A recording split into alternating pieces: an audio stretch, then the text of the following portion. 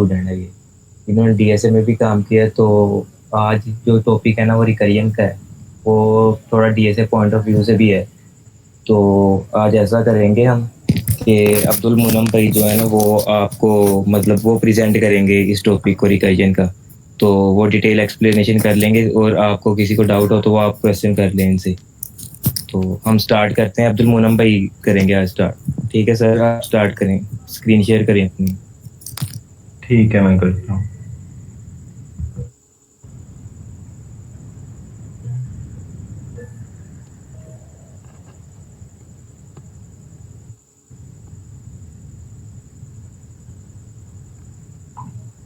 Screen visible है मेरी?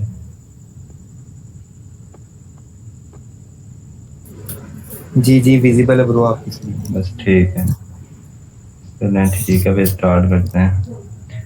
तो रिकर्जन का आइडिया है किसी को पहले क्या होता है और हम क्यों यूज़ करते हैं?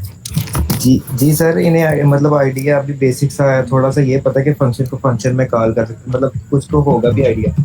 लेकिन हम एक्चुअली में ना जो एआई का कोर्स हमने स्टार्ट किया है ना वो स्क्रैच से पाइथन स्टार्ट किया है हमने। ठीक है, तो हमने इस पॉइंट ऑफ व्यू से लेके चलना है कि अभी हमने फंक्शन तक आए हैं, हमने फंक्शन तक किया है पाइथन को।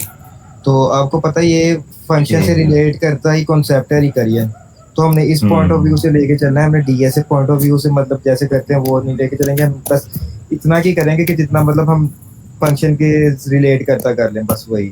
मतलब अभी फंक्शन किया, अभी स्क्रैच से सही है। पाइथन स्टार्ट किया था बिगनर। सही है। अब ये रिकर्जन का कॉन्सेप्ट देखते हैं। रिकर्जन होता क्या है कि सिंपल ये हम कह सकते हैं कि एक फंक्शन ही होता है।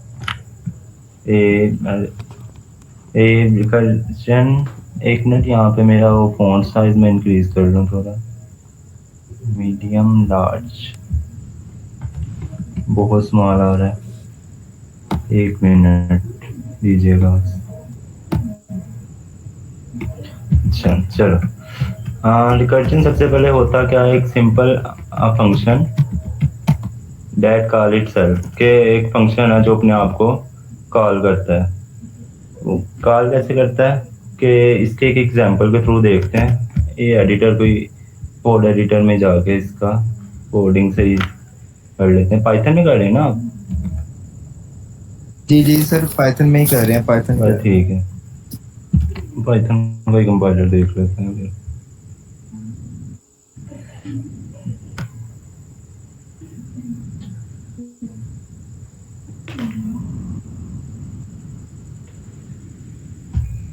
अच्छा, ये इसके एक बेसिक एग्जांपल से स्टार्ट करते हैं कि लेट्स सपोज मैं एक फंक्शन बनाता हूँ पाइथन में। ये सिंटैक्स यही है ना, डेफ नाम का, और जी जी सर यही है। बस ठीक है। अच्छा, लेट्स सपोज एक फंक्शन बनाते सर हैं, आप उसका सर नाम रख मिस्टेक कर रहे लेते हैं। हैं हाँ, यहाँ जी ठीक है, अब ठीक है। अच्छा, तो उसमें कोई भी पैरामीटर सिंपल ले लेते हैं, लेट्स सपोज एन ले लेते हैं। और उसके बाद अब यहाँ पे मैं एक कंडीशन लगा दूंगा। अभी सिंपल मैं लिखता हूँ, उसके बाद आपको एक्सप्लेन करता हूँ कि असल में एक्चुअली में ये वर्क कैसे कर रहा है। अच्छा, जब भी ये रिकर्जन का टॉपिक आपने देखना है ना, तो सबसे पहले दो की पॉइंट्स अपने दिमाग में याद कर रहे हैं। इसमें दो चीज़ें बस याद रखने वाली होती हैं मेन, जो आपको ज़रूर पता होना चाहिए, की पॉइंट। अच्छा, फर्स्ट है कि सबसे पहले इसमें हम दो चीज़ें डिफाइन करते हैं। एक हमारा होता है बेस केस, एक तो फॉन्ट साइज का पता नहीं क्या इशू आ रहा है।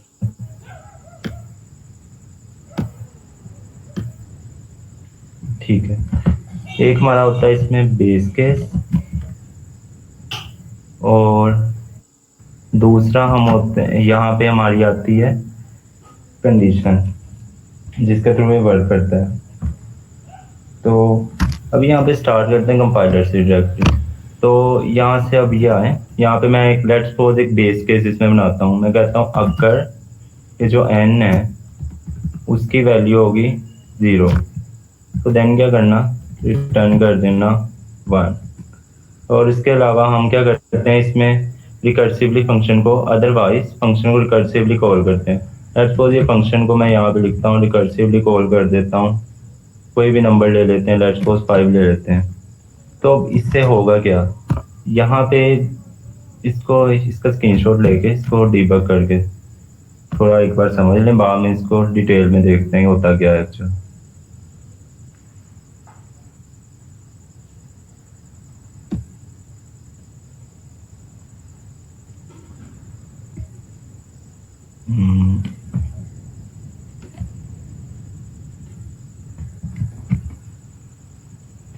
सॉरी, मेरा लैपटॉप थोड़ा मसला इशू कर रहा है।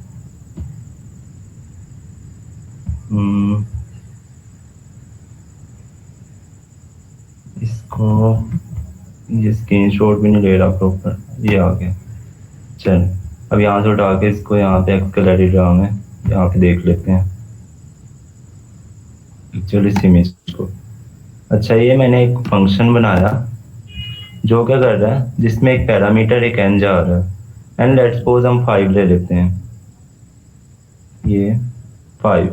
अब 5 में से जब ये फंक्शन कॉल होगा, सबसे पहले यहाँ पे आएगा बेस कंडीशन। सबसे पहले हमारी चेक क्या होती है, बेस कंडीशन, जो ये मैंने डिफाइन की है। ये क्या करेगा, सबसे पहले फंक्शन आएगा और चेक करेगा कि यहाँ पे ये बेस कंडीशन को, सबसे पहले फंक्शन आएगा और चेक करेगा क्या ये जो वैल्यू मैंने दी है वो इक्वल 0 के है। नहीं, इस टाइम 0 के नहीं है, तो इसका मतलब एल्स का केस यहाँ पे रन करेगा। और एल्स में हम करते हैं फंक्शन को रिकर्सिवली उस एन भी ले लेता हूँ, फिर क्या फर्क पड़ेगा। तो फर्क ये है कि अब यहाँ पे अगर तो एक्स में जाते हैं, यहाँ पे वो जो मैंने लेट्स सपोज 5 दिया था वो एन नंबर एन है ना, यहाँ पे लेट्स सपोज आप सपोज कर लें एन है, और यहाँ से अब 5 आ गया। अब जब तो फर्स्ट टाइम 5 से कॉल हुआ ये फंक्शन यहाँ पे आया, और एक दफ़ा हम रिड्यूस भी करते हैं, तो इसको अभी सिंपल लेके चलते हैं। ये मुझे लगता है कॉम्प्लेक्स हो रहा है, इसको चेंज करते हैं। 1 मिनट दीजिएगा मुझे।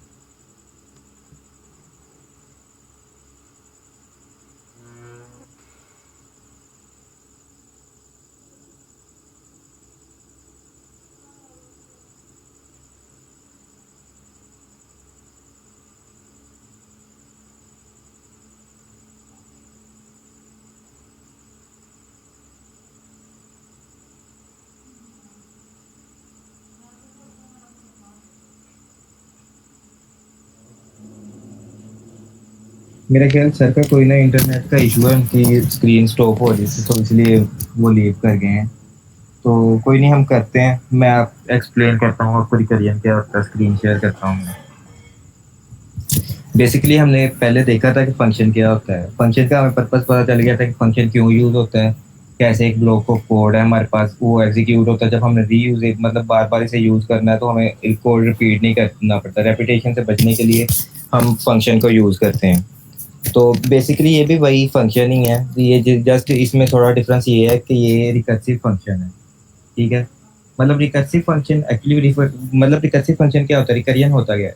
रिकरियन बेसिकली इस कॉन्सेप्ट को कहते हैं, मतलब कि एक फंक्शन हमने क्रिएट किया, ठीक है। फॉर एग्जांपल हमने फैक्टोरियल निकालने के लिए एक फंक्शन क्रिएट किया, ठीक है। उस फंक्शन को वो खुद को कॉल कर रहा है। वो फंक्शन अपनी बॉडी के अंदर ही खुद को कॉल कर रहा है, इसे रिकरियन कहते हैं। बेसिकली ये जो कॉन्सेप्ट है ना, इसे रिकरियन कहा जाता है कि फंक्शन अपने खुद ही से कॉल कर रहा है। तो हम इसे प्रैक्टिकल एग्जांपल से भी देखते हैं और डीपली इसे अंडरस्टैंड करते हैं कि ये कैसे वर्किंग करता है, ठीक है। मैं स्क्रीन शेयर कर रहा हूँ आपके साथ। सॉरी, मेरा डिस्कनेक्ट हो गया था नेट, तो अब मैं दोबारा आया हूँ। तो सर आप एक्सटेंड कर रहे हैं अभी?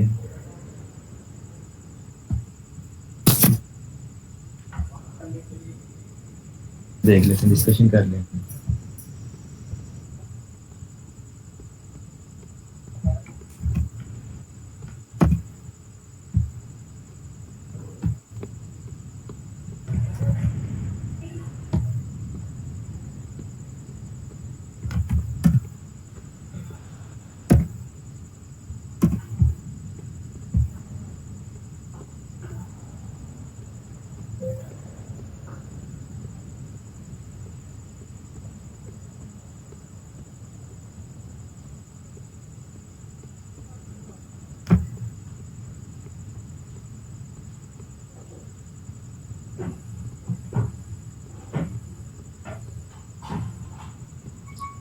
स्क्रीन विजिबल है अभी मेरी आपको?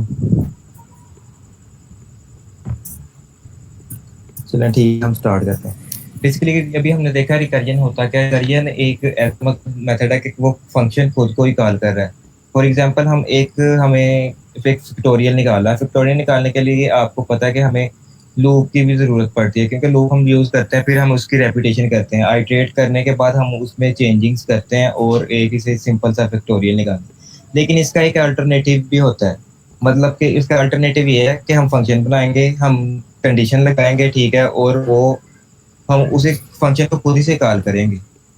जब इसे हम कोड लिखते हैं तो आपको और ज़्यादा डिटेल से इसमें समझ लग जाएगी। हम स्टार्ट करते हैं, पहले कोड लिख देते हैं।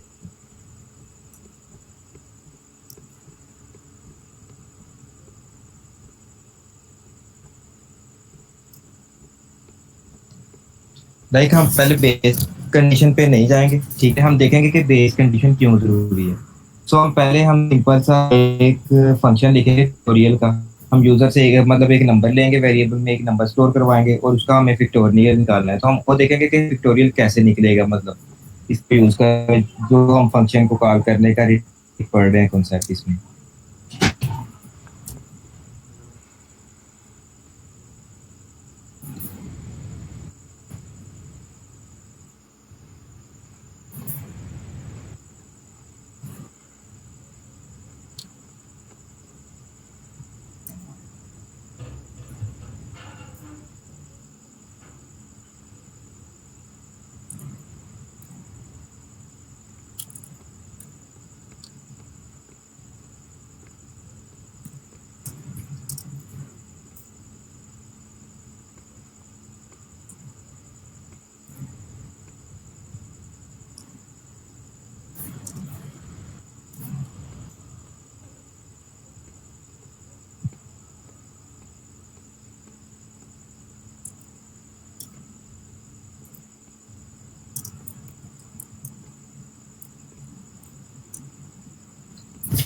ये अगर आप देखो ना यहाँ कि हमने ये फंक्शन को कॉल किया, लाइक हमने फैक्टोरियल के लिए देखा, ये हमने लॉजिक लिखी है में हमने n multiply by fact n minus one, इसे ये मतलब ये देखें, अभी इधर देखें ना, ये हमारा फंक्शन का नाम क्या है, फैक्टोरियल। मतलब फैक्टोरियल के नाम से हमने एक फंक्शन बनाया, उसमें हमने एक नंबर लिया है, ठीक है, और उस नंबर का हम फैक्टोरियल निकालना है जो हमने फंक्शन कॉल करते हुए एज आर्गुमेंट पास किया, ठीक है। लेकिन हम अब रिटर्न में देखें, हम n हमारे पास क्या है, हमारा जो नंबर आ रहा है, जो भी हम पास करें, फॉर एग्जांपल हम 4 पास करें, ठीक है, और ये फैक्टोरियल है n माइनस वन। मतलब ये ऐसा कर रहा है कि ये एक स्टैक का, आपको पता होगा स्टैक डेटा स्ट्रक्चर, ये उसमें लाइक काम करता है, ये कॉल कर रहा है, ठीक है।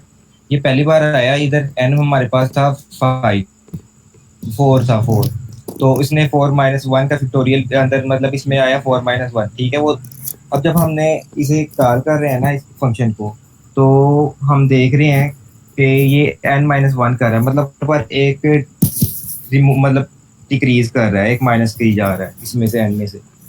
तो इसके लिए ना हमें फैक्टोरियल निकालने के लिए क्या करना होगा, पहले 4 है ना, 4 से पहले हमें, अब देखिए हमारे पास 4, हमने 4 का फैक्टोरियल निकालना। 4 का फैक्टोरियल निकालने के लिए हमें पहले 3 का फैक्टोरियल का पता होना जरूरी है, ठीक है। फिर 3 को देखें, 3 का निकालने से पहले हमें ये पता होना जरूरी है कि हमारा जो 3 से कम मतलब 2 है जो नंबर, उसका फैक्टोरियल क्या हो सकता है, ठीक है। अब 2 का के लिए हमें 1 का पता होना चाहिए कि 1 का फैक्टोरियल क्या है। सो ऐसे करेंगे हम, स्टैक में सबसे पहले हमारे पास एक स्टैक है, ठीक है। तो स्टैक है हमारे पास एक, उसमें हमने सबसे पहले लाइक स्टैक हमारा एक समझ लें ग्लास टाइप चीज़ है, ठीक है। ग्लास में हमने ना हमारे पास डिफरेंट पार्ट में डिवाइड है ग्लास, ठीक है, एक जो भी है। तो उसमें हम पहले क्या करेंगे, हमें 4 का फैक्टोरियल निकालना है। अब 4 का फैक्टोरियल निकालने के लिए हमें 3 का फैक्टोरियल भी पता होगा। 4 हमारा पहले स्टैक में सबसे नीचे आके 4 स्टोर हो गया, ठीक है। उसके ऊपर उसने देखा कि उससे कम नंबर कौन सा है, उससे कम नंबर हमारा क्या था 3। तो 3 का फैक्टोरियल हमें पहले ज़रूरी है। 4 का निकालने के लिए हमें 3 का फैक्टोरियल पता होना ज़रूरी है। तो 3 का फैक्टोरियल निकालने के लिए हमें फिर 2 का पता होना, फिर 3 इस तरह ही हमारा फिर क्लास में जो सेकंड लास्ट वाला है उसमें वो 3 स्टोर हो गया। फिर अगर हम देखें कि 3 के बाद हमें 2 का फैक्टोरियल भी पता होना चाहिए। फिर ऐसे ही सबसे ऊपर 2 आ जाएगा, फिर उसके ऊपर 1 आ जाएगा। तो ऐसे सबसे पहले वो 1 का फैक्टोरियल निकालेगा, 1 का फैक्टोरियल 1 आया, ठीक है। फिर 1 के फैक्टोरियल से हमने 2 का फैक्टोरियल निकाला, ठीक है। इसी तरह हमने 3 का फैक्टोरियल निकाला और 4 का फैक्टोरियल। ये ऐसे बेसिकली ये ऐसे वर्किंग करता है स्टैक से। सबसे पहले इसने 1 हमें 1 का फैक्टोरियल की ज़रूरत पड़ेगी 2 का निकालने के लिए। 1 की बेस के साथ हम फिर 2 का फैक्टोरियल निकाल लेंगे उसी को यूज़ करते हुए। फिर 2 के फैक्टोरियल को यूज़ करते हुए हम 3 का फैक्टोरियल निकाल रहे हैं। फिर 3 के फैक्टोरियल को यूज़ करते हैं हम 4 का फैक्टोरियल कर रहे हैं। तो इस तरह बेसिकली ये यूज़ हो रहा है, ठीक है। अब n में से -1 की जा रहा है। अब वो हमने हमें ना इसमें मतलब ये इसमें हमें एक बेस कंडीशन की भी ज़रूरत होती है। अब उसकी ज़रूरत हमें क्यों करती है?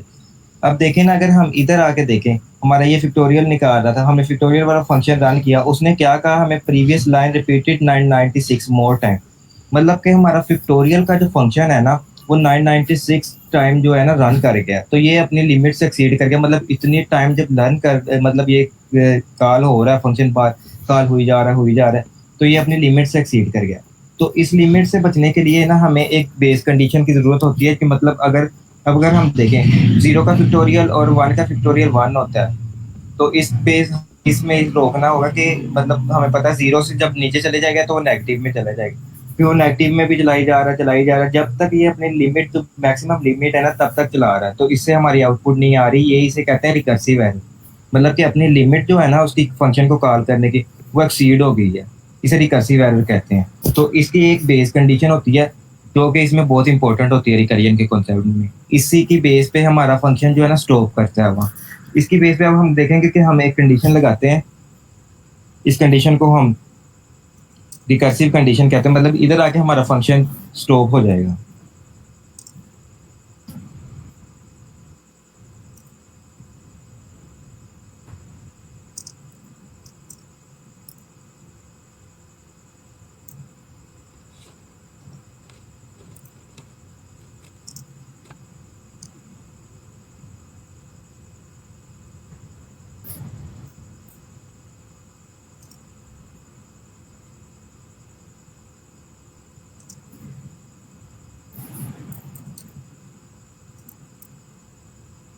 अगर अब हम इसमें देखें ना, हमने एक बेस कंडीशन लगाई है, ये इधर से हमारा कर्सर आया, ठीक है। फॉर एग्जांपल हमने इधर से 1 पास किया या 0 पास कर रहे हैं, तो वो इधर आके पहले कंडीशन को इसको एवेल्युएट करेगा। वो देखेगा कि हमने अब कंडीशन लगाई है, हमने कहा अगर n जो है ना हमारे पास जो नंबर यूजर दे रहा है फैक्टोरियल निकालते हुए, अगर वो जो n की वैल्यू है वो 1 है या फिर n की वैल्यू 0 है, ठीक है, तो रिटर्न कर दे 1। यहाँ से ये रिटर्न कर देगा 1, ठीक है। तो अगर नहीं है तो फिर इसका मतलब ये जो हम फंक्शन कॉल कर रहे हैं और इसका फैक्टोरियल निकाल रहे हैं, तो वो ये कैलकुलेशन वो परफॉर्म करेगा। मतलब हर बार आएगा, फिर वो इधर से n-1 होगा, वो मल्टीप्लाई करके जो भी वो रिटर्न करेगा। तो जैसे ही वो देखेगा, अब इधर से पहली बार आया है, इसने देखा 4 है, फिर दूसरी बार आया 3 है, फिर 2 है। इसने इसकी कैलकुलेशन करने के बाद फिर इसने देखा भाई 1 है, फिर इधर n की वैल्यू हमारे पास 1 हो गई। जब डिक्रीज होते होते 1 हो गई ना हमारे पास वैल्यू, तो हमारी ये जो कंडीशन है ना ये मीट करेगी। जब कंडीशन मीट की तो उसने रिटर्न कर दिया 1 को, फिर उसने इससे मल्टीप्लाई करके जो हमारा आंसर है उसी को रिटर्न कर दिया फैक्टोरियल जो हमने निकाल रहे हैं। इसे हम बेस कंडीशन कहते हैं। ये इस बेस की इसकी बेस पे ये मतलब इधर आके स्टॉप कर जाता है, वो रिटर्न कर देता है इधर आके वैल्यू इसकी। अगर अब हम इसे रन करके देखें, 1 मिनट,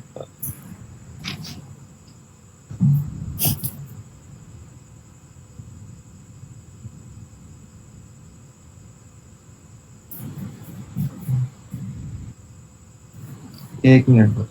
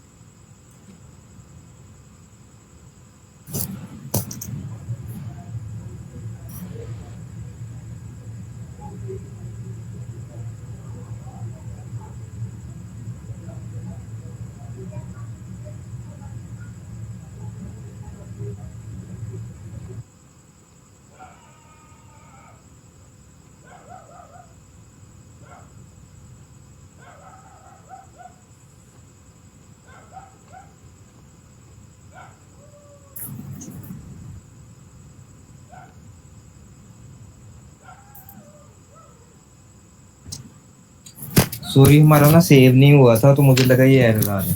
तो अभी अब अगर हम देखें ना इसमें story में कि हमने फिक्टोरियल का फंक्शन लिखा, इसमें हमने पहले फंक्शन का नाम डिफाइन किया, इसमें हमने पैरामीटर्स लिए, फिर हमने ये देखना कि ये बेस कंडीशन इसमें एक होती है और एक फंक्शन खुद को कॉल कर रहा है, ये दो चीजें होती हैं इसमें।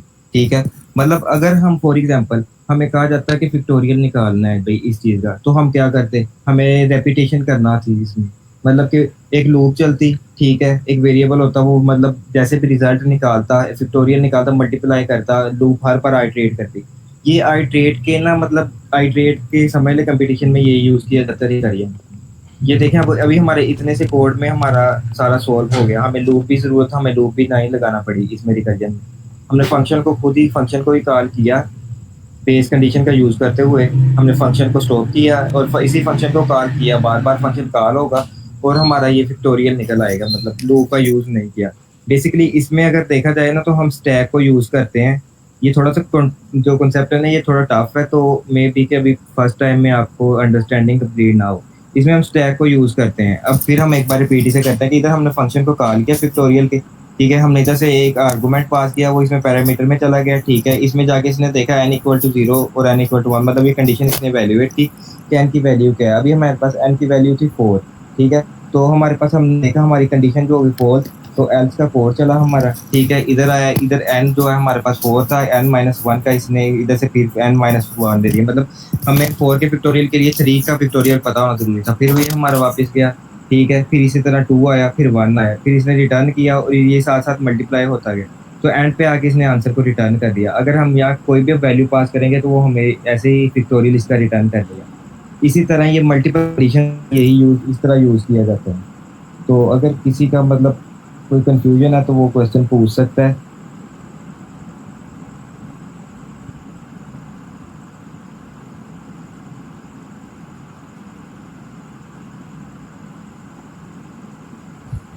क्लियर है? क्लियर है सबको?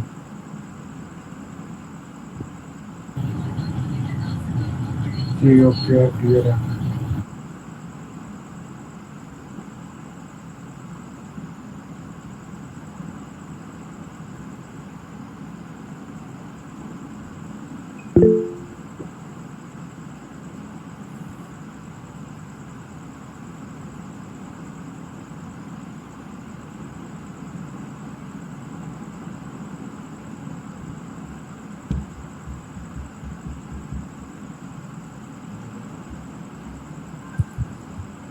ये थोड़ा सा जूम कर देना यार।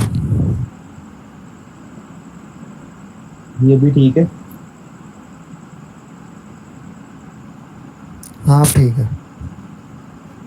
ठीक है, मैं ना आपको इसका रफ भी बताता हूँ कि मतलब ये कैसे वर्किंग कर रहा है, ठीक है, कि रफली आपको पता चल जाएगा कि कैसे वर्किंग कर रहा है।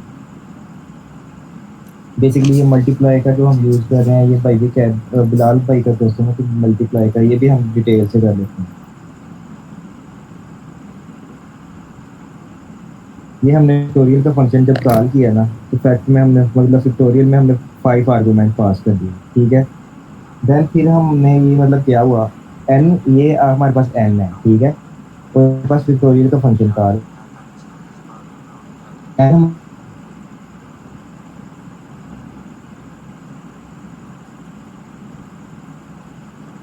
एन माइनस वन करें हमारे यहाँ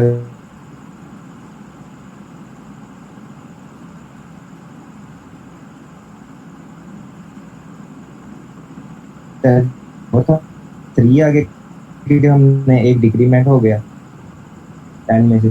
फिर हमारे पास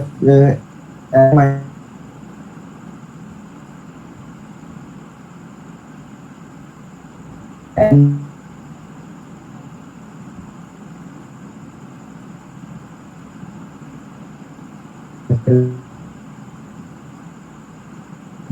फंक्शन, और इस बार हमारे पास है इस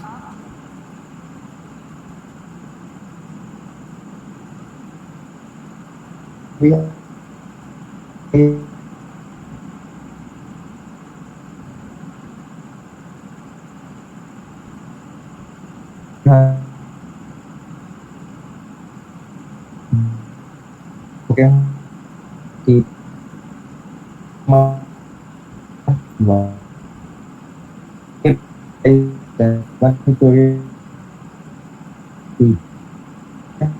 फिर टू आया,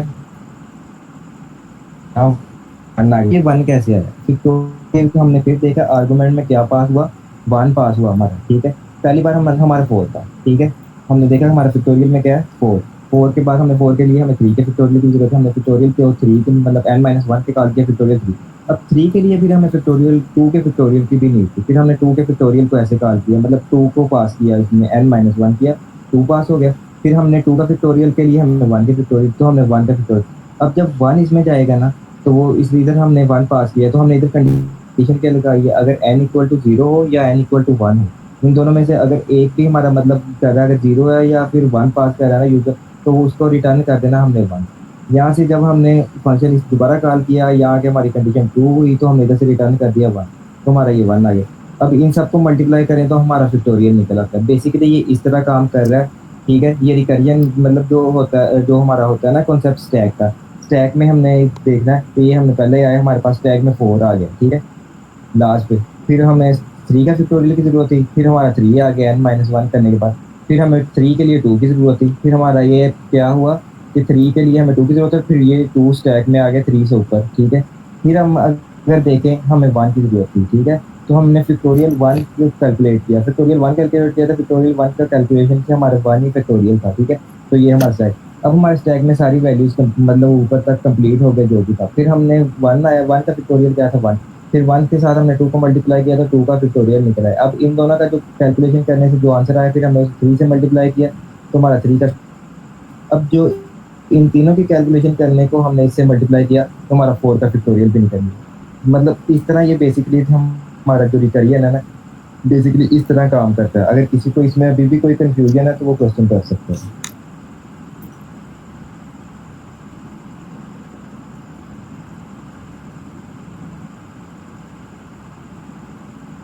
क्लियर?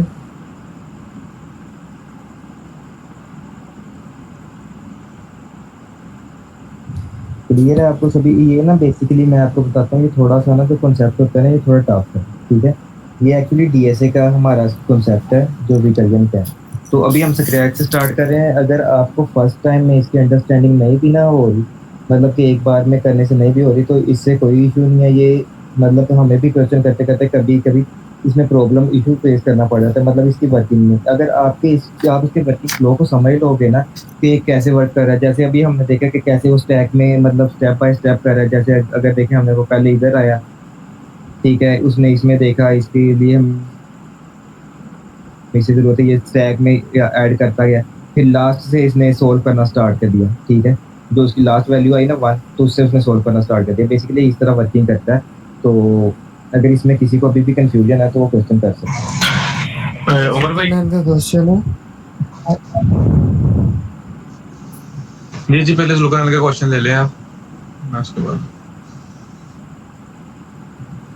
जी जुल्करनैन भाई मेरी बात सुने, लाइक हम जब फिक्टोरियल निकालते हैं ना, आपका आप मतलब ये कह रहे हो कि आइट्रेशन का लाइक लूप, जब हम लूप यहाँ यूज कर रहे होंगे, जब हम यहाँ लूप यूज करके हमें जब फिक्टोरियल निकालना होता है, फोर फोर का फिक्टोरियल निकालना है हमें, 4 3 2 1 इसे मल्टीप्लाई करना है, तो इसके लिए हमें डिक्रीमेंट भी करना पड़ता है। फिर ऐसा क्या करना पड़ता है कि हम एक वेरिएबल लेते हैं जो यूजर ने पास किया, उसमें हम डिक्रीमेंट करके फिर उसका रिजल्ट जो है उसमें मतलब मल्टीप्लाई कर करके हम स्टोर करते हैं और फिक्टोरियल का निकाल लेते हैं।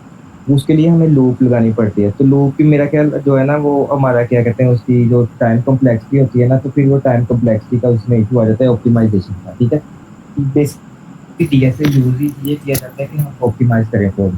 तो अब इसमें देखें हमारा आइट्रेशन हो रही है, जो फंक्शन है ये खुद को कॉल कर रहा है, ये हमारा जो है ना टाइम कॉम्प्लेक्सिटी इसकी कम है। मतलब इस जैसा कि अभी हमारे हम ये रिकरियन यूज कर रहे हैं, इसकी टाइम कॉम्प्लेक्सिटी कम है, मतलब इससे कि जो हम लूप यूज करें।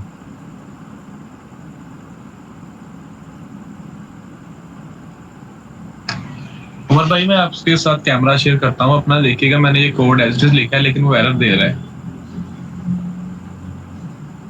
जी मैं बता देता हूँ आपको। ये एक मिनट।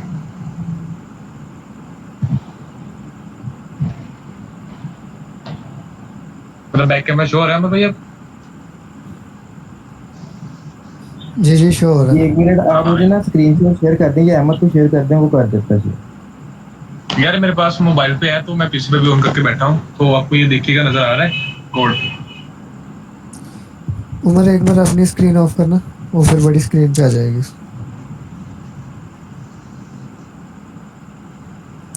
हाँ अब सही है।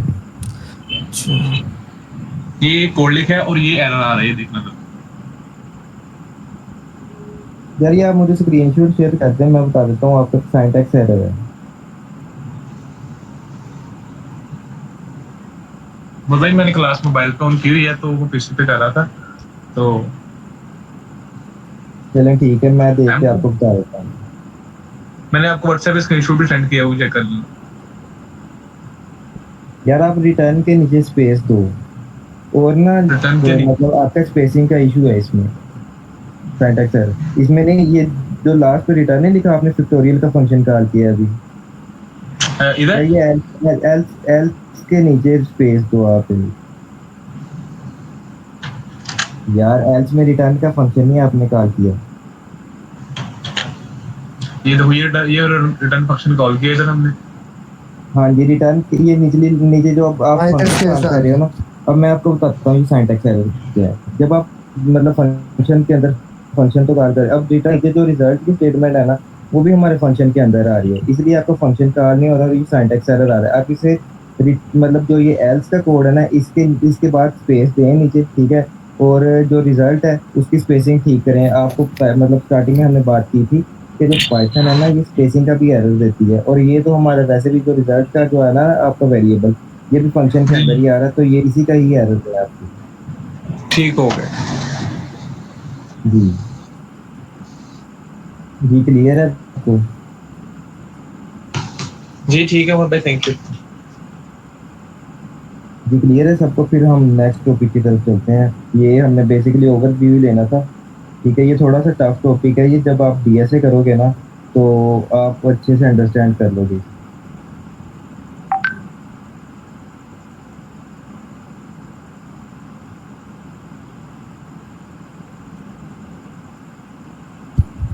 हाँ क्लियर है ये वाला।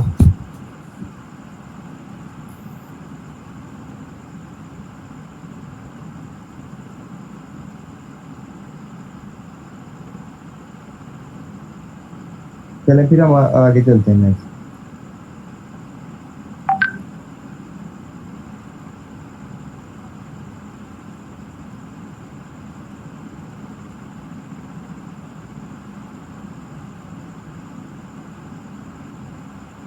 चलें फिर हम डिक्शनरी स्टार्ट करते हैं, ठीक है। वो हम बुक से रीड करते हैं, वो हमारा लास्ट टॉपिक है बुक से अगर देखा जाए तो। उसके बाद हम ऊट करेंगे और एडवांस की तरफ जाएंगे।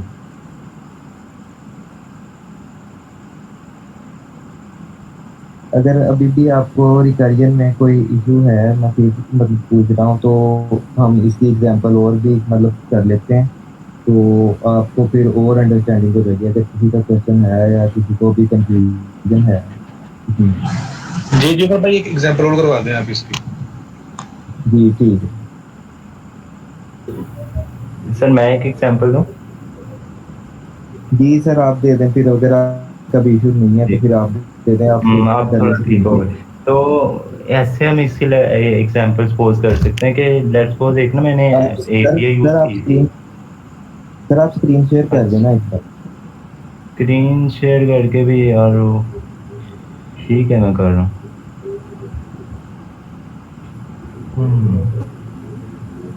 मेरी स्क्रीन विजिबल? जी जी विजिबल जी है सर। विजिबल। ठीक है। अच्छा तो ना लास्ट टाइम मैंने ना एक ऐप पे काम किया था, पीडीएफ कन्वर्टर। उसमें क्या था, मैंने ना पीडीएफ को डिफरेंट फॉर्मेट्स में कन्वर्ट करने के लिए ना एपीआई यूज़ की। अच्छा तो एपीआई में क्या सीन था कि ना, एपीआई का वो कह रहे थे अगर तो ये स्टेट आपने ना फर्स्ट ऑफ ऑल, अब मैंने पोस्ट रिक्वेस्ट मारनी तो अपनी ना अपनी जो पीडीएफ फाइल थी वो सर्वर पे देनी थी, मैंने पोस्ट कर दी। उन्होंने बाकी अब उन्होंने अपनी एपीआई की डॉक्यूमेंटेशन में क्या कहा था, अब आपने उसको तो भेज दी सर्वर पे, अब रिस्पॉन्स में आपने जब गेट करना है ना, तो आपने चेक करना है स्टेटस, अगर तो फिनिश है, फिनिश हो जाता है, फिर तो आपको आपको इसका मतलब, या आपको पीडी अपनी जो कन्वर्टेड फाइल है कन्वर्टेड फाइल है उसका उस कन्वर्टेड फाइल का यूआरएल मिल चुका है।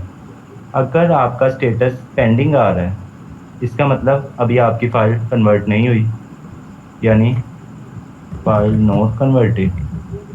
अच्छा, तो उसमें मैंने बड़ा अच्छा यूज़ केस रिकर्जन का किया था। वो कैसे भला?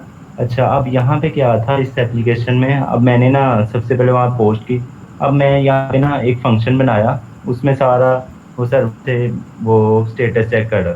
अच्छा, अब उसमें मैंने क्या किया, उसमें एक फंक्शन बनाया, कोई भी सिंपल एक, जैसे मेरा या अगर पाइथन में देखें तो डेफ का सिंटैक्स आता, उसमें एटीसी पैरामीटर्स थे, ए बी सी लगा लें आप, उसमें डिफरेंट पैरामीटर्स थे।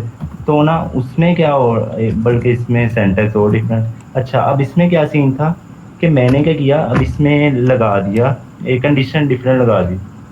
अच्छा, यहाँ पे मैंने क्या किया, अगर तो स्टेटस पेंडिंग है, यानी स्टेटस यहाँ पे लगा, या इसमें स्टेटस पास कर लेते हैं, लेट्स सपोज। अच्छा, यहाँ पे स्टेटस मैंने कहा अगर तो स्टेटस का अगर पेंडिंग है तो फिर क्या हो, और एक एल्स की कंडीशन बनाई थी। यहाँ पे ऐसे करके एक एल्स की कंडीशन थी। अच्छा, दो कंडीशन मैंने बेसिकली उसमें चलाई। अब क्योंकि एपीआई में से अब ये था कि एपीआई में अब हमें कंफर्म नहीं है, ये नहीं हो सकता कि फर्स्ट कॉल पे हमारा वो रिस्पॉन्स मिल जाए, मे बी अभी अभी कन्वर्जन हो रही हो, तो इसका मतलब स्टेटस पेंडिंग है। तो इस सिचुएशन में अगर तो मैं लूप लगाया था, ये फंक्शन ना बनाता, इस तो फिर काम खराब था। अब इस सिचुएशन में ये रिकर्जन बहुत यूज केस है इसका। जैसे अब अच्छा, अब मैंने क्या किया है, दो कंडीशन तो लगा दी कोड में। अब क्या किया यहाँ पे, अगर तो स्टेटस पेंडिंग है इसका मतलब अभी फाइल कन्वर्ट हो रही है दूसरे फॉर्मेट में, तो मैंने क्या किया, जो फंक्शन है उसको रिकर्सिवली कॉल कर दिया, दोबारा कॉल कर दिया, वही जो स्टेटस है। तो अगर ये स्टेटस यानी एल्स इफ यहाँ पे करने फिलहाल, इफ एल्स अगर तो status is equal to a finish है, तो फिर क्या हम कर सकते हैं, फिर ये फंक्शन से सिंपली यहाँ से रिटर्न करवा दे यूआरएल। ये इसको अगर यहाँ पे मैं रिटर्न इसकी कॉल बना लूँ तो ये। अच्छा, मैंने इसमें क्या किया था, सिंपल एक यूज केस से बड़ा अच्छा रिकर्जन का हो रहा था। इसमें क्या किया, मैंने चेक किया अगर तो स्टेटस पेंडिंग है तो ये जो फंक्शन है ना हमारा, वो दोबारा अपने आप को कॉल करे, क्योंकि ए कॉल करे। अगर पेंडिंग नहीं है इसका मतलब फिनिश हो चुका है, तो फिर ये यूआरएल सिंपली रिटर्न करवा देगा, और वो मैं यूज कर रहा था नहीं, यानी आउटपुट फाइल का मुझे यूआरएल मिल रहा था। अब इस ये आउटपुट, एक मिनट, आउटपुट ये एक मिनट, ठीक है, आउटपुट यूआरएल। अच्छा, अब इसमें क्या सीन था कि अब यहाँ पे अब मैंने अब यहाँ पे मेन यूज केस हम समझते हैं। अच्छा, अब यहाँ पे अगर तो मैं ये चीज़ ना करता, अगर मुझे रिकर्जन, लेट्स सपोज यहाँ पे रिकर्जन नहीं आती, फिर मैं इसको कैसे सोल्व कर सकता था? कोई एग्जांपल देगा कि इसको अगर रिकर्जन के बगैर मैं सोचूं तो ये सोल्व हो सकता है? ये समझ आया मैंने क्या एक्सप्लेन किया है? जी, किसी को है कि ये कैसे सोल्व होता, अगर हम मतलब इधर रिकरियन ना यूज करते तो इसका हम क्या अल्टरनेटिव यूज करते?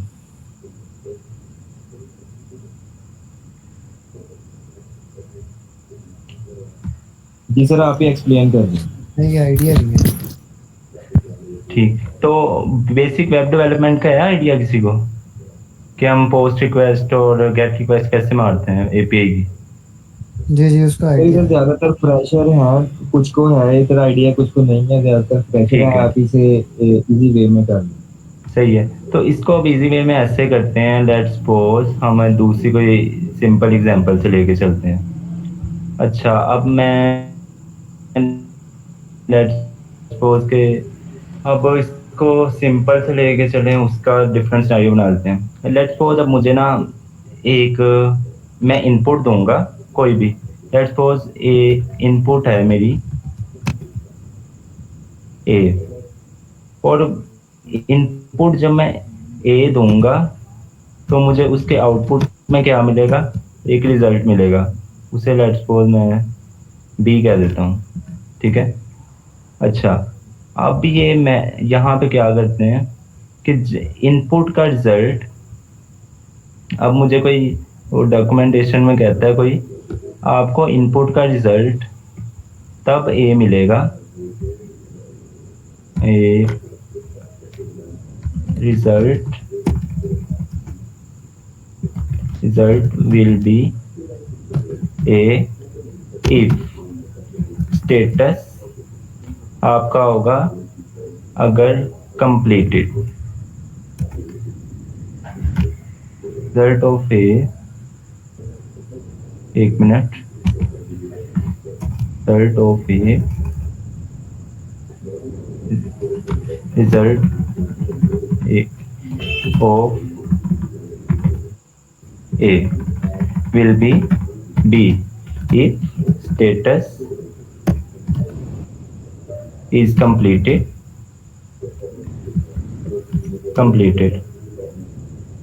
Otherwise, check status continuously.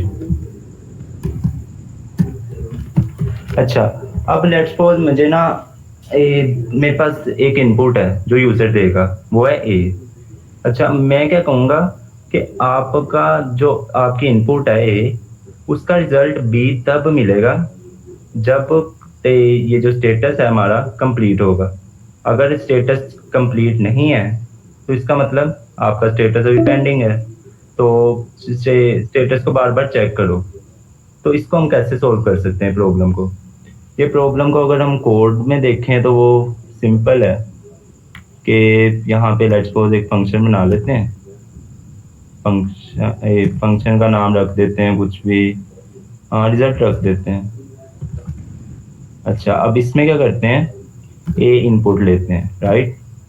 अच्छा, ये क्या करेगा, रिटर्न करेगा कोई ए रिजल्ट, वो बी है, बी की लेट्स सपोज ये इनपुट की फॉर्मेट भी हम रख लेते हैं, स्ट्रिंग रख लेते हैं, और आउटपुट की फॉर्मेट स्ट्रिंग, तो यानी ये स्ट्रिंग रिटर्न करवा देगा। या पाइथन में आई थिंक ऐसे str लिखते हैं।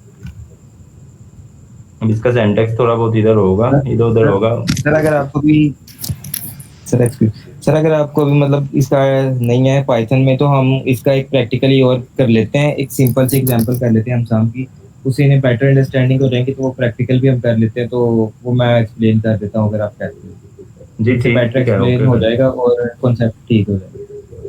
ठीक है, फिर मैं ठीक हो स्क्रीन गया। से आप मतलब स्टॉप करें।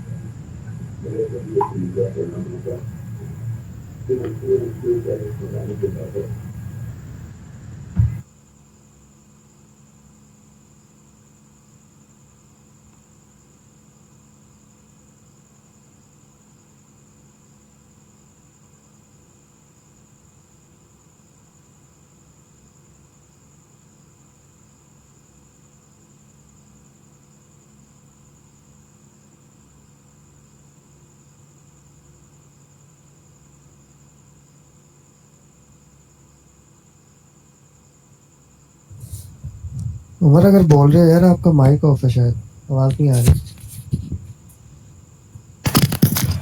जी सॉरी, वो मुझे आइडिया नहीं था।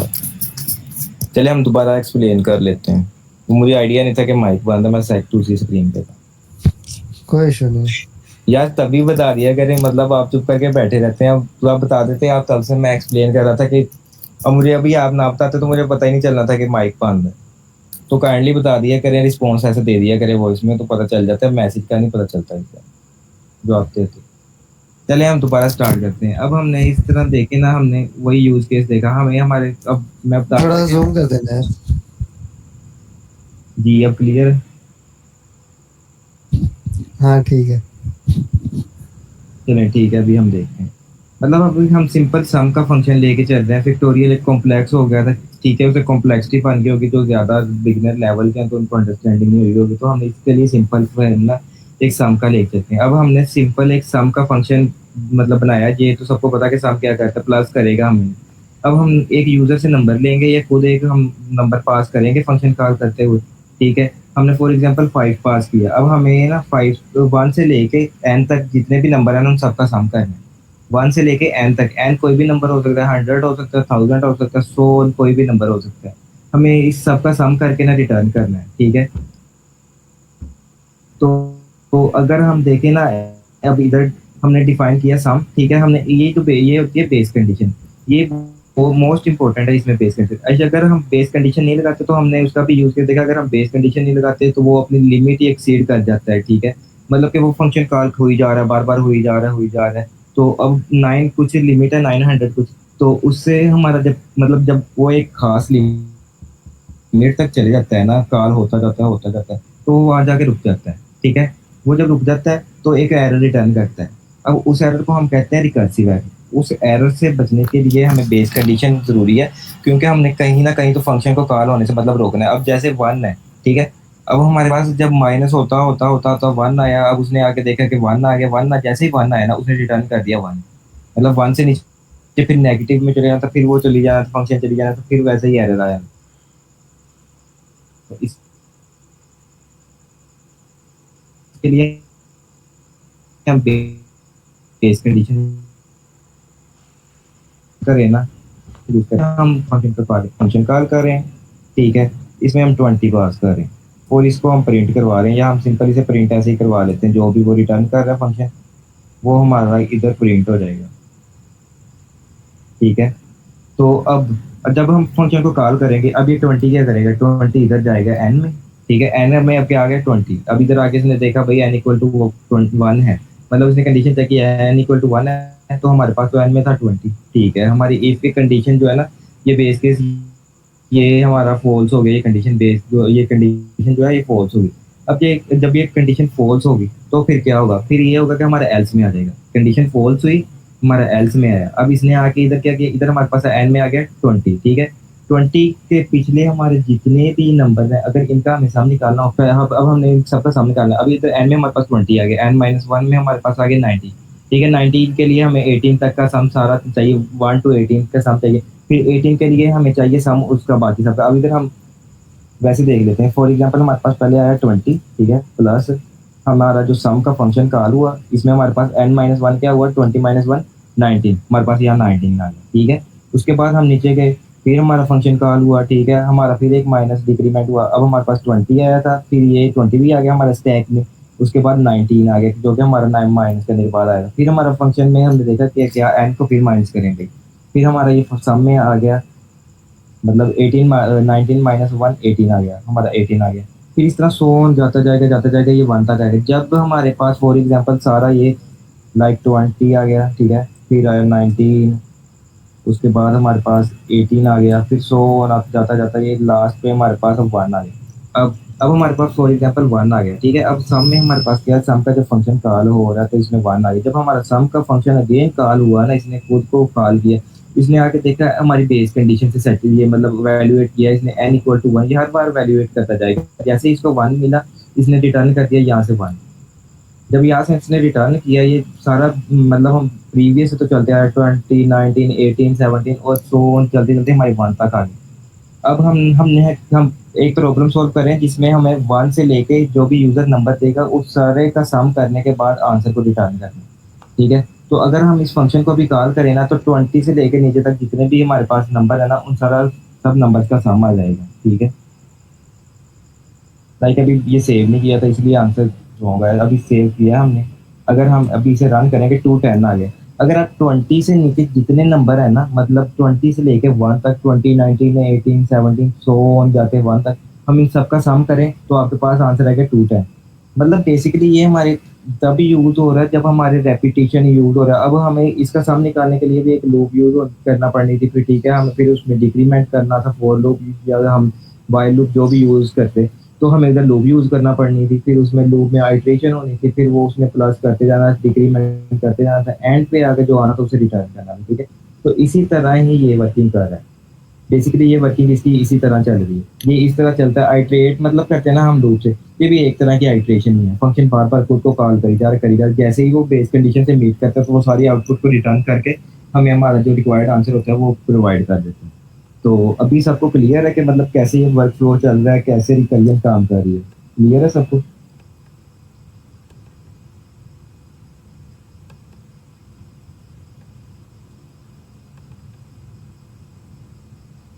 जी ठीक है। मतलब अब आप देखो ना, साइंटेक्स यही होता है रिकरियन का, ठीक है। मतलब फंक्शन खुद को कॉल कर रहा है, कब हमें इसकी नीड आ रही है, जब हमें रेपिटेशन करना है, मल्टीपल टाइम रेपिटेशन करना है, तो तब हमें इसकी नीड आ रही है। तो इसी की फॉर्म में हम ये रिकरियन यूज करते हैं, ठीक है। रिकरियन से हमारा शॉर्ट भी कोड आप देख रहे होगे, हो गया क्लियर भी है। एक हम देख रहे हैं कि ऑप्टिमाइज कोड हमारा ये लिखा हुआ है, ठीक है। ये बेसिकली ना, जो ये रिकरियन या डीएसए हम यूज करते हैं, ये हमें FAANG companies like Google, Microsoft, इस तरह की जो बड़ी कंपनीज है ना, जो अपना मतलब काम ऑप्टिमाइज करती है। अब हम एक वेबसाइट फॉर एग्जांपल कोई भी रैंडमली चला ले, तो आप ई कॉमर्स की वेबसाइट, कोई सोशल मीडिया की लोकल वेबसाइट चला, वो स्लो होगी। जब हम जैसे ही मेटा पे जा रहे हैं, मतलब फेसबुक पे, इंस्टाग्राम पे जा रहे हैं, ये इधर हमारे पास पीछे मास्टरमाइंड्स बंदे बैठे हैं, उन्होंने डीएसए के ऐसे ही कवर किए। अब जैसा कि हम अब नेक्स्ट टॉपिक देखेंगे डिक्शनरी, ठीक है। तो हम वैसे जब सर्च करते हैं ना एलिमेंट को, तो हम लूप लगा के सर्च करते हैं। वो क्या करता है कि हमारा हर एक पे जाके जाके, मतलब कि जब लूप चलेगी तो वो टाइम भी लेगा। जब वो टाइम ज़्यादा लेगा तो इससे हमारा ये नुकसान होगा कि हमारा प्रोग्राम स्लो चलेगा, हमारी साइट भी स्लो चलेगी, ठीक है। बेसिकली जो साइट है ना, वो प्रोग्राम का ही मतलब के सम होता है, मतलब सम अप करें ना प्रोग्राम को, हर एक चीज़ के पीछे प्रोग्राम चल रहा है, ठीक है। तो यही है, मतलब इसको कोड को ऑप्टिमाइज करने के लिए हम डीएसए करते हैं। अभी हम फंडामेंटल क्लियर कर लेंगे ना, तो ये डीएसए का भी मैं आपको एक प्लेटफॉर्म बताऊंगा, तो आप वहां से डीएसए करना। तो डीएसए एक मोस्ट इंपॉर्टेंट चीज़ है। हम एआई भी सीख रहे हैं या डेवलपमेंट भी कोई सीख रहा है ना, तो डीएसए जो है ना वो मोस्ट इंपॉर्टेंट पार्ट है, ठीक है। मतलब कि अगर हम देखें ना, हम डिवाइड करें डीएसए को और डेवलपमेंट को, या फिर डीएसए एआई में हम डिवाइड करें, तो हमारा जो 80% काम है ना वो डीएसए है, और 20% डेवलपमेंट है, या 30% लगा लें और 70%, मतलब इतना इंपॉर्टेंट है। ये एक मुश्किल चीज़ है, ठीक है। अगर आप मतलब इसमें 6-7 माह लगा लेते हो ना प्रॉब्लम सॉल्विंग में, मतलब मैं कह आपको श्योरिटी से कह सकता हूँ कि आप पाकिस्तान में कहीं भी आप जॉब ले सकते हैं, ठीक है। ये टाइम तो लेता है, आपको टाइम देना पड़ेगा। आप पाकिस्तान की किसी बड़ी कंपनी डेव सिंह या नेट सोल में चले जाते हो ना, वहाँ भी आप इंटरव्यू क्लियर कर लोगे डीएसए की बेस पे। मतलब डीएसए एक ऐसी चीज़ है, तो डीएसए मोस्ट इंपॉर्टेंट है। तो मैं आपको कहूँगा आपने डीएसए करना है। ये एक्चुअली डीएसए का ही टॉपिक था, ये थोड़ा टफ टॉपिक था, मे बी कि आपको पहली बार में मुझे पता है कि अंडरस्टैंड नहीं हुआ होगा, मतलब कि फैक्टोरियल का हम कॉम्प्लेक्स एक प्रॉब्लम भी कर रहे थे। अब सम से मुझे ये उम्मीद है कि आपको कुछ ना कुछ हद तक तो ये पता चल गया होगा ये यूज़ क्यों हो रहा है, और ये यूज़ कैसे होता है, इसकी वर्किंग फ्लो कैसे है, ये कैसे कैसे वर्क कर रहा है। मेरा ख्याल हमने डिटेल से डिस्कशन की है, ये हमने बस इसका ओवरव्यू लेना था, लेकिन अब ठीक, मतलब ठीक हो गया।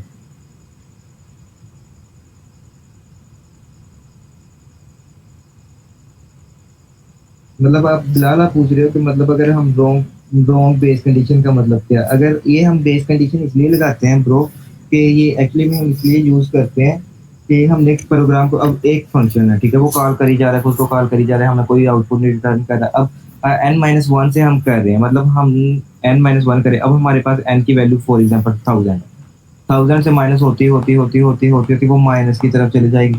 तो फंक्शन कॉल हुई जा रहा है कि हमारे पास कोई ब्रेक पॉइंट ही नहीं है जहाँ आगे फंक्शन ने स्टॉप होना और अपनी आउटपुट में। तो इसी के लिए हम बेस फंक्शन यूज करते हैं। ये रॉन्ग नहीं, ये मतलब ट्रू हो जाता है। लाइक अब हम n-1 तो ये पहले ही वैल्यूएट करेगा ना, अगर हम जीरो पास करेंगे तो वो पहले ही आगे हमें रिटर्न कर देगा। अगर हम बेस कंडीशन में किया होगा जीरो तो ये रिटर्न कर देगा। मतलब बेस कंडीशन इसमें मोस्ट इंपॉर्टेंट है, मतलब इसे रोकना होता है हमने प्रोग्राम को, इसके लिए मोस्ट इंपॉर्टेंट है ये हमारी बेस कंडीशन। ये हमारे रिक्वायर्ड ही है, अगर इसे हम यूज नहीं करेंगे तो वो हमें आउटपुट रिटर्न नहीं करेगा। तो ये हमने एग्जांपल से पहले देख लिया। जी क्लियर है। अगर आप मतलब नेक्स्ट भी हम कहते हैं कि टॉपिक पढ़ना है तो डिक्शनरी हम पढ़ लेते हैं। अभी हमारे 1 आवर की मीटिंग हो गई है, मतलब 11:09 हो गया। तो अगर आप कहते हो तो हम कर लेते हैं नेक्स्ट, मतलब मीटिंग स्टार्ट कर लेते हैं। आप एक बार मतलब बता दें कि करना चाह रहे हैं अगर आप, तो हम नेक्स्ट कॉन्सेप्ट भी आज ही पढ़ लेते हैं डिक्शनरी का।